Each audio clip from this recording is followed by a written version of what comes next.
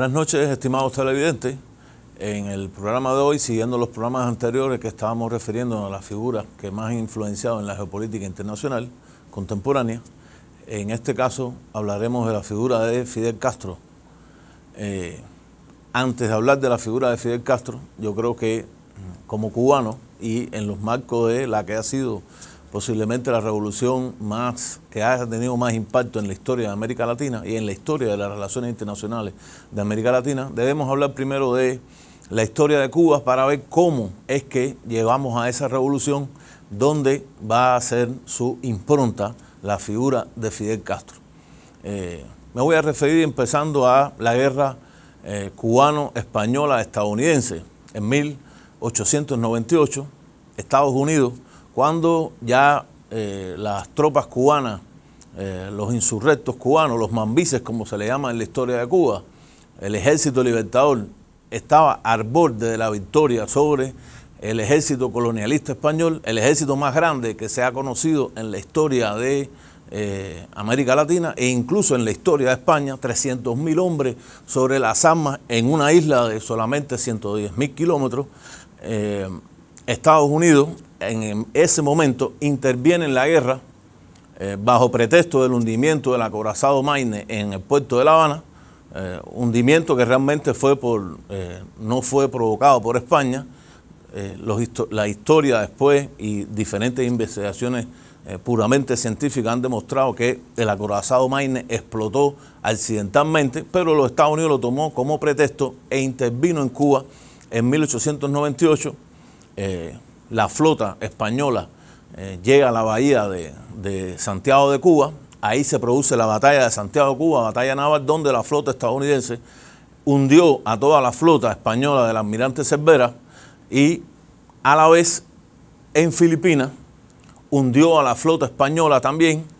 dándose el fin en este momento, este año 1898, a lo que había sido el Imperio Español o como se había conocido el Imperio Español hasta ese momento. Por esas dos victorias navales estadounidenses y el Tratado de París, que pone fin a la guerra entre los Estados Unidos y España, Estados Unidos adquiere las islas de Cuba, la isla de Puerto Rico en América y en Asia, el archipiélago de las Filipinas y la isla de Guam. Es en este caso la primera intervención de uno de los que se van a llamar los grandes países imperialistas en la escena internacional. Estamos hablando, como repito anteriormente, de 1898, casi al borde del siglo XX. Por esta intervención, Estados Unidos ocupa la isla de Cuba, ocupación que se va a dar desde ese año 1898 hasta el año 1902. Si Estados Unidos no se retira ni de Puerto Rico, isla que todavía mantiene un estatus de relación, especie de una relación semicolonial hacia los Estados Unidos, y no se retira tampoco de Filipinas ni de la isla de Guam, dos países hoy independientes, lo cierto es que después de 4 años sí tiene que retirarse de Cuba ante un clamor, evidentemente, del pueblo cubano que no aceptaba una intervención directa o mantenerse en una égida directa hacia el gobierno de Estados Unidos que limitara la independencia de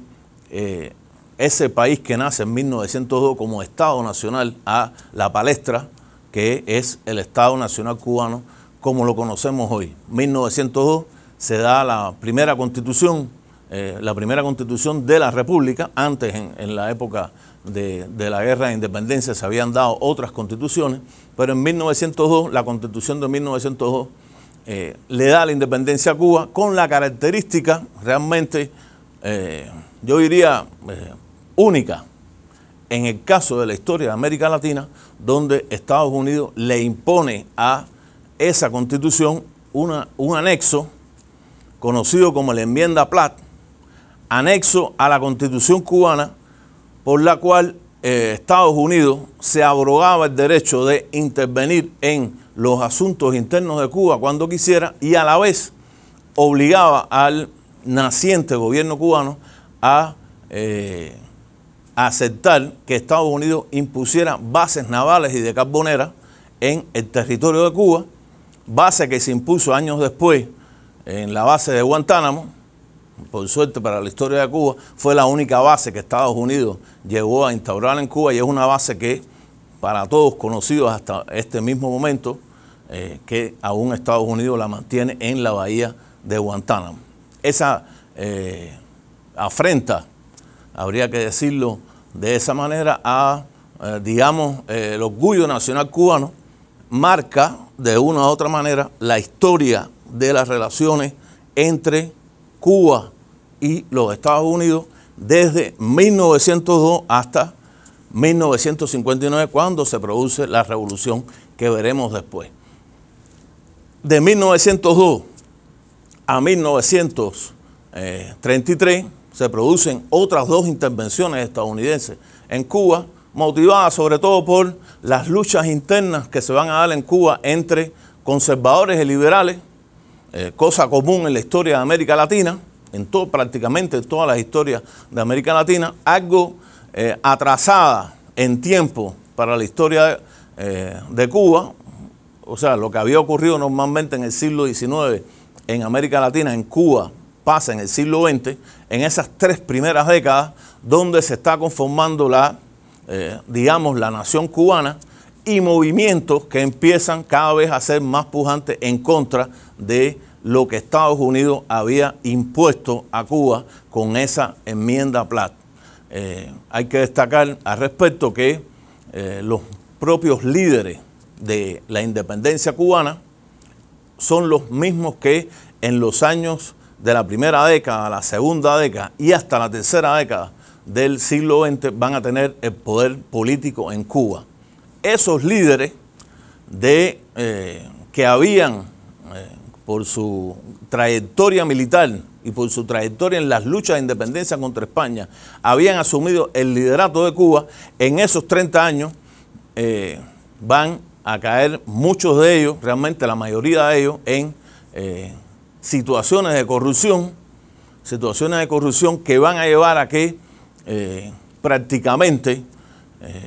haya también un sentimiento nacional de rechazo a los que habían llevado la independencia a Cuba, una independencia evidentemente mediatizada por la intervención estadounidense, y a la vez habían, digamos, defalcado el erario público, se habían repartido unos y otros, casi todos generales del Ejército Libertador, de ese Ejército Libertador del siglo XIX, donde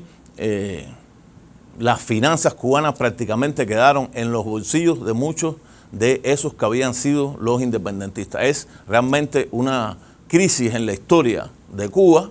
una crisis en eso que se ha llamado muchas veces la clase política. Habría que cuestionarse hasta qué punto puede haber sido ese grupo una clase o no. Lo cierto es que es el estamento que por lo menos tenía el poder militar, y así hasta el año 1933, cuando podemos decir que el último de esos descendientes de ese grupo militar, el general Machado, Antonio Machado, general del Ejército Libertador, en 1900 había ganado el poder por elecciones cuestionadas, muchas veces elecciones fraudulentas.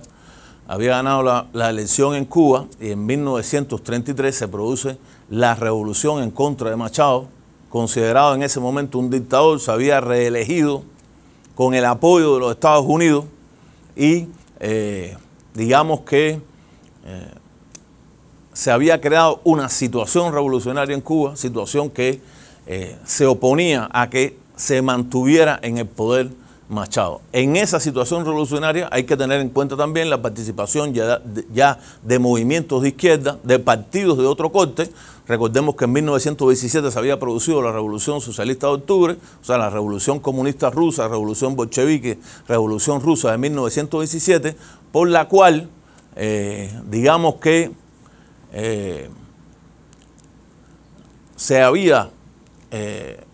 había nacido una nueva influencia ideológica y el nacimiento de partidos políticos de corte comunista, muchas veces llamados incluso partidos comunistas. Es el caso de Cuba con el Partido Comunista Cubano, el primer Partido Comunista Cubano, fundado por Julio Antonio Mella y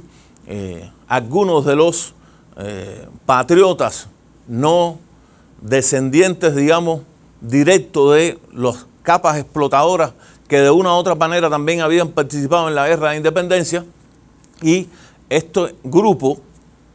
es el que va a dirigir esa revolución de 1933 en contra del dictador Machado, aunque en el momento cumbre de esa revolución, cuando ya era necesario la eliminación del general Machado y cuando era también posible una nueva intervención estadounidense, el Partido Comunista de Cuba cometió el error, ese entonces Partido Comunista. Hay que destacar que ese Partido Comunista no es el mismo Partido Comunista de Cuba que se tiene hoy, tiene otra historia, pero ese Partido Comunista, ese primer Partido Comunista, quiso pactar con Machado en contra de la intervención estadounidense, y lo que trajo consigo fue que las masas populares que no querían a general Machado se opusieran a esta política y prácticamente dejaron al Partido Comunista fuera de la dirección de esa revolución que finalmente se produce cuando el dictador Machado huye del país, abandona el poder y asume el poder en Cuba por primera vez, no un gobierno, sino lo que se va a llamar la pentarquía, o sea, el poder de 5 figuras que después van a dejar, digamos, la dirección directa del Estado cubano a unas posibles elecciones que finalmente no se daban. Estaba la intervención estadounidense, o sea, Estados Unidos no intervenía directamente, pero estaba presionando. Es el momento en que uno de los políticos estadounidenses de la época,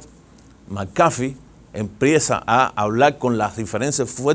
fuerzas políticas cubanas para ver cómo era que se podía arreglar esa situación, en momentos en que también en la historia de Cuba surge el estamento, o uno de los estamentos más bajos del ejército cubano, el grupo de sargentos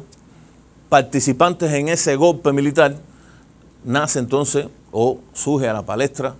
internacional y a la palestra cubana, el general Fulgencio Batista, que va a ser otra de las figuras, digamos, más importantes de la historia cubana, incluso la historia posterior antes de la revolución. Hasta aquí esta primera parte y continuamos minutos después. Gracias.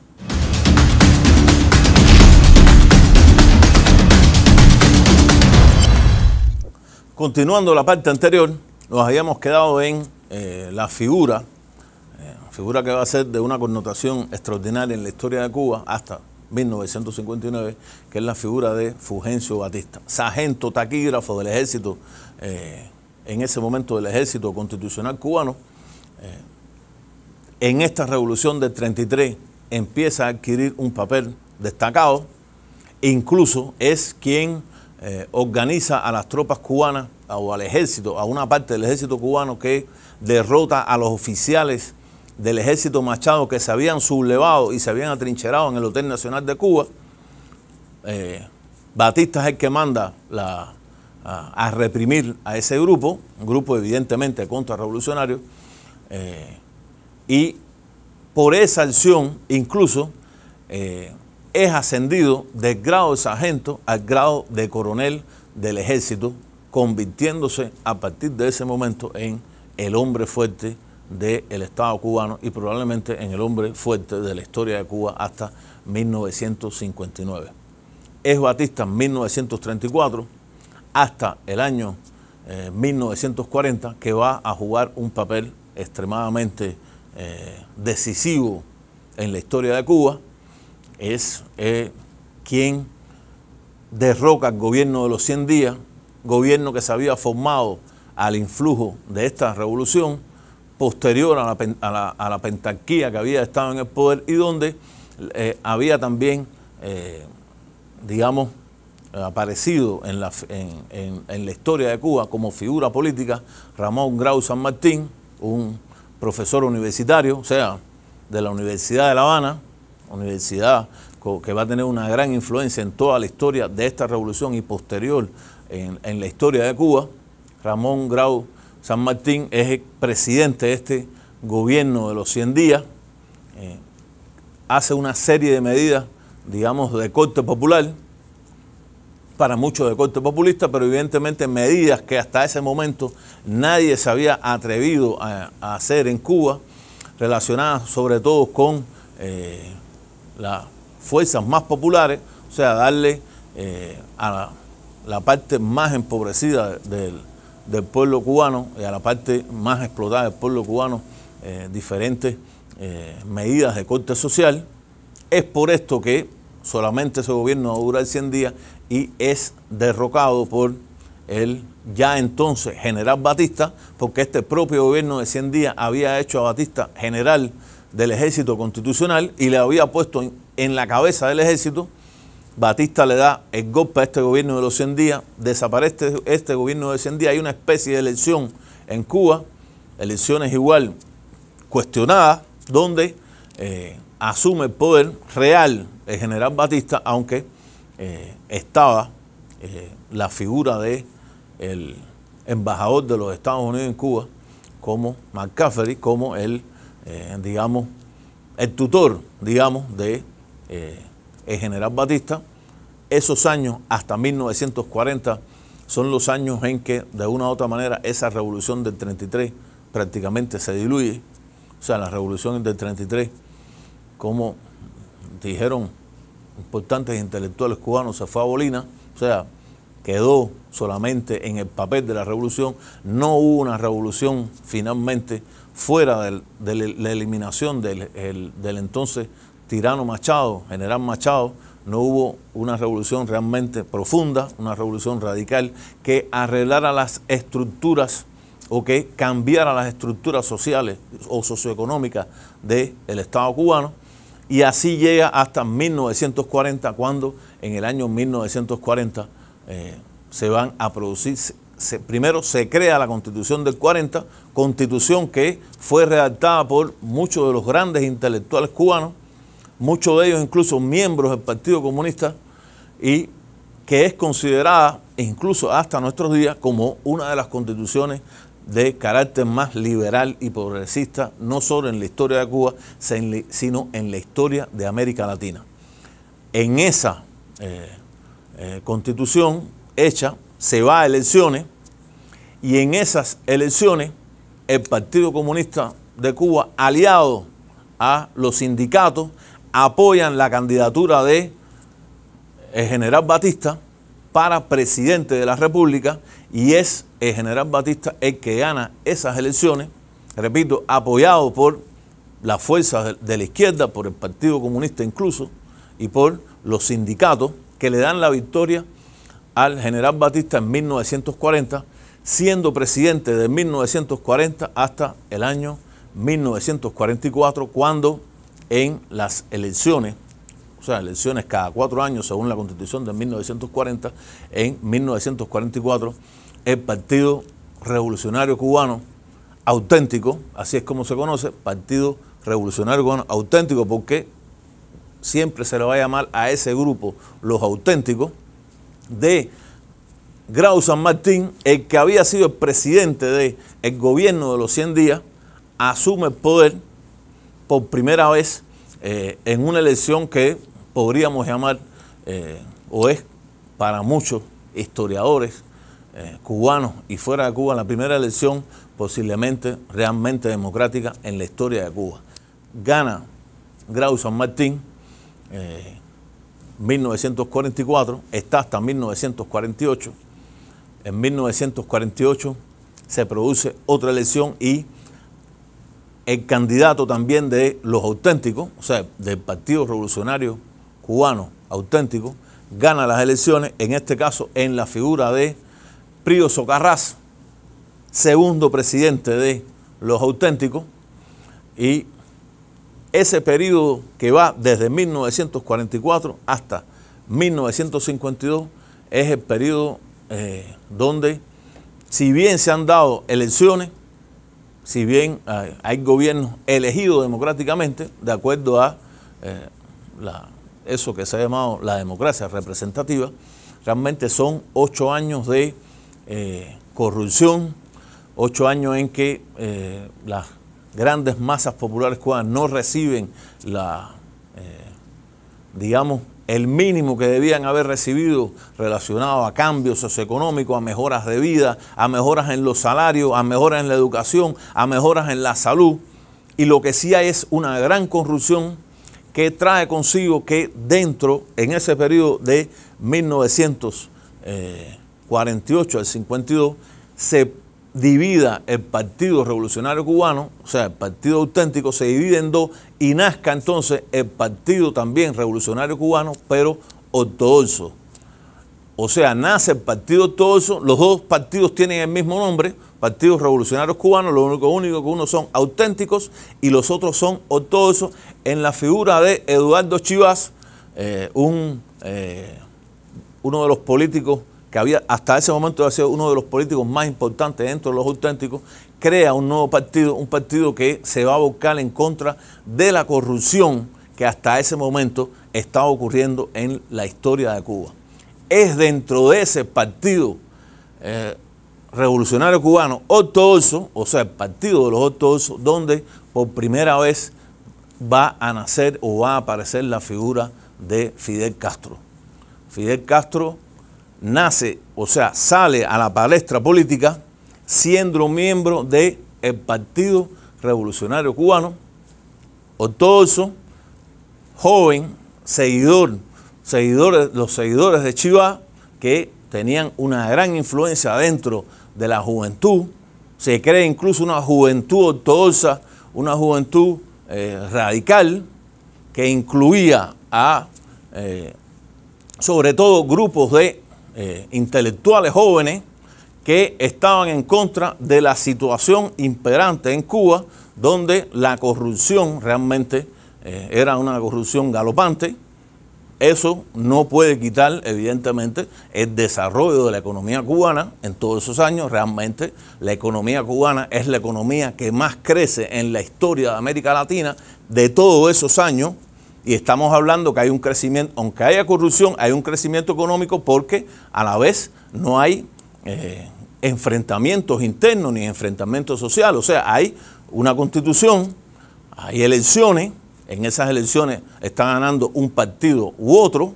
y hay una especie de estabilidad social, y mientras haya una estabilidad social siempre va a haber también un crecimiento económico. O sea, eso no se puede quitar de la historia de Cuba. 1940, incluso después de 1952, hay un crecimiento de la economía cubana,